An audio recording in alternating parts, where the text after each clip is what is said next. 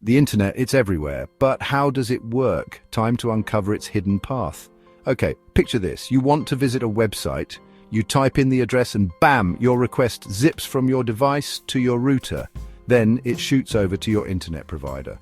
But that's just the start.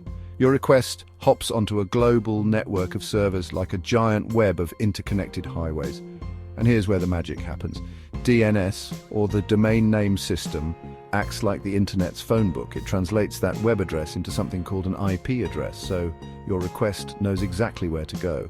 Once your request reaches the right server, the data is sent back to you in tiny packets. Think of these packets like pieces of a puzzle. They travel through the internet, and when they reach your device, they reassemble into the web page you wanted to see. And here's the cool part.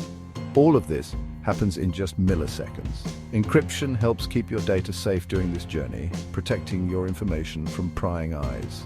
So, whether you're streaming a video or sending an email, remember this: every online action follows this incredible journey. The internet may seem like magic, but now you know its secret path. Thanks for watching, and happy surfing.